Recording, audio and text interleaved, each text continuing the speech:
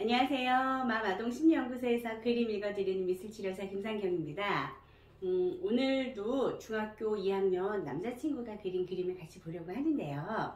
이 친구는 비행행동 때문에 저하고 만났어요.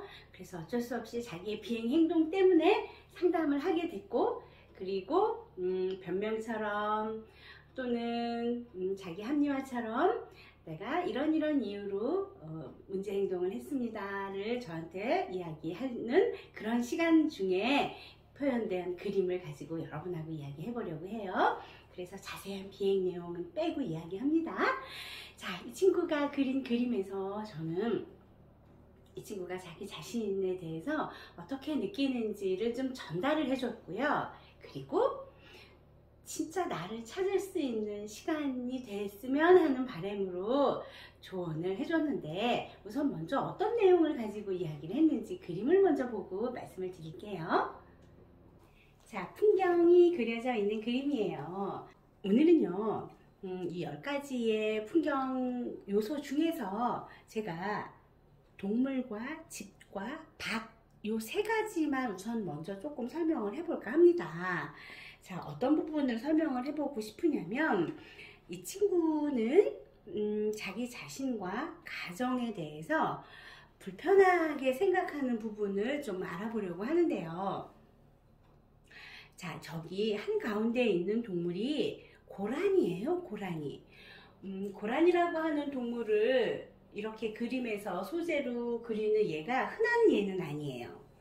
고라니라고 하는 동물은 흔하게 우리가 일상에서 접할 수 있는 동물이 아니어서 자기 자신에 대한 이미지가 내가 문제가 있거나 공격적이거나 아니면 위험에 처해 있거나 그런 동물은 아닌데, 그렇다고 뻔한 그런 동물도 아닙니다. 이걸 이야기하고 있어서 자기 자신을 그런 식으로 느끼고 있고 그런 식으로 어필하고 싶은 마음을 표현한 것으로 해석이 됐고요. 자, 그 다음에 저 끝에 오른쪽에 집이 표현이 되어 있는데, 집의 내용에서 의사소통이 원활하게 이루어지고 있는 모습이 보이지 않는 집의 내용이 표현되어 있습니다. 자, 그리고 제가 이 친구에게 강조했던 부분이 어떤 부분이었냐면 저 밭 그림이에요. 오른쪽에 위치해 있는 저 밭. 밭의 흙에 지금 풀이 쭉쭉 올라와 있는 그 수준의 밭을 보면서 제가 이 친구에게 예전에, 그러니까 초등학생인 시절에는 공부를 꽤 열심히 했고 나름 잘한다고 칭찬도 좀 받았고 그랬을 것 같은데, 그런데 공부를 안 하고 공부를 놓아버린 지금은 그 계기가 무엇이었을까 하고 물어보게 됐어요. 이 친구가 네, 저 열심히 했고 잘했어요, 이렇게 심플하게 대답을 해줬는데, 열심히 했고 잘했던 그 친구가 지금은 공부를 거의 안 한다고 이야기해요. 그러면 그 사이에 무슨 일이 있었길래 학업을 놨을까요? 하는 부분을 제가 놓치고 싶지 않았어요.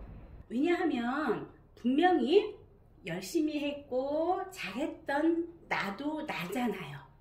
그런데 그 사이에 무슨 일이 있었는지 지금은 그게 아니라고 하는 결과치 때문에, 자, 뭐 때문에 그 나를 놓아버리고 지금의 마음에 안 드는 나를 데리고 살까 하는 것들을 이제 알아봐야 될 필요가 있어서 저는 이 밭 그림에서 질문을 했고, 밭 그림에서 본인이 최선을 다해서 노력을 해서 얻었던 결과치, 그 결과치가 나한테 지금 어떤 의미냐면 자존감이라고 하는 의미로 다가왔다는 거, 성공했던 경험이 자존감이라고 다가왔다는 거를 알려줬었고요. 그러면 나는 지금 자존감이 어느 수준인가 해서 자존감이 낮은 그런 모습을 이야기를 해줬고, 그리고 저는 이 밭 그림을 가지고 이 친구하고 대화를 하면서 이 친구에게 조언이라면 조언이고요, 치료라면 치료인 내용을 전달할 수 있었는데, 그 부분을 여러분들한테 간단하게 소개를 해볼게요.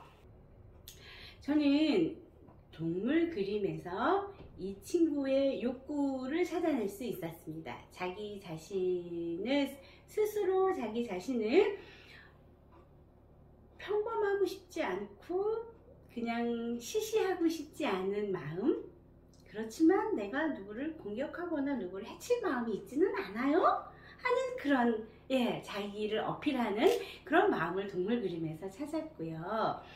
가정 안에서 그렇게 상호작용이 원활하지 못해서 어쩔 수 없이 나를 이해해주고 나를 알아주는 친구들하고 어울릴 수밖에 없겠구나 하는 환경적인 것도 좀 알아봐 줄 수 있었고요. 그리고 이제 밭 그림에서 제가 느꼈던 안타까움을 전달했어요. 저는 밭 그림에서 어떤 안타까움을 느꼈을까요? 농작물이 어느 정도 성장을 했어요. 지금 무럭무럭 크고 있는 농작물이 표현이 되어 있는데요. 거기서 멈춰 있는 거예요.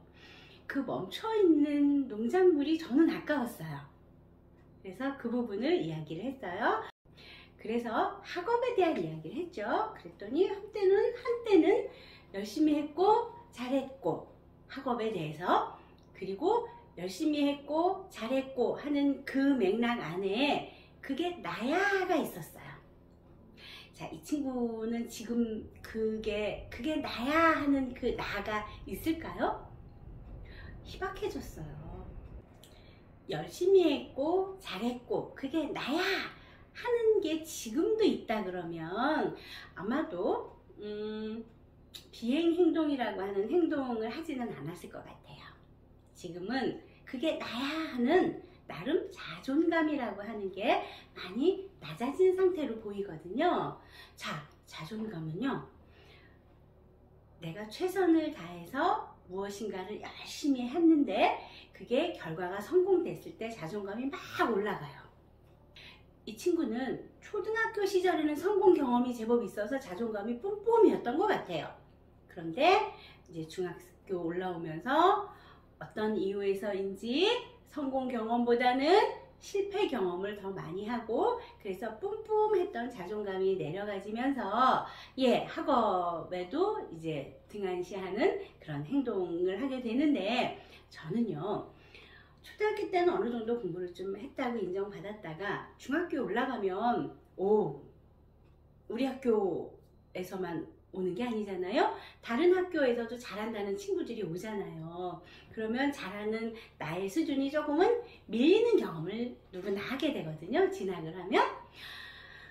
그런 경험 안에서 자신감을 조금 놓치고 자존감을 좀 놓치고 그것들을 어떻게 다시 추스려서 내 걸로 만드는 걸 하는 걸 힘들어해서 에이 모르겠다 그러지 않았을까 하는 생각을 해서 워낙에 성공 경험을 많이 해서 자존감이 축적되어 있기 때문에 지금부터라도 조금씩 내가 목표하고 내가 계획했던 대로 내가 행동해서 거기에서 성공이라고 하는 경험을 자꾸 쌓아가면 요 밭에 농작물을 더 성장시킬 수 있고 열매도 맺게 해줄 수 있을 것 같은데 라는 조언을 좀 할 수 있었습니다. 저의 안타까움을 전달했다고 하는 게 조금 더 정확한 말일 것 같네요. 저는 이 친구에게 이 밭에 표현되어 있는 자신감, 자존감, 그리고 성공 경험 이런 것들을 쭉 이어가 보자 하는 이야기를 할 수 있었고, 그게 이렇게 해야 돼, 안 하면 안 돼 라고 하는 당위 차원이 아니라 네가 원래 이런 아이야, 그런 너를 다시 찾아보자 하는 개념으로 접근해서 도움을 줄 수 있었습니다. 자, 오늘은 자신감을 조금 놓친 그런 청소년의 그림을 같이 봤네요. 또 다음엔 다른 그림으로 여러분들하고 대화 나눌게요. 안녕히 계세요.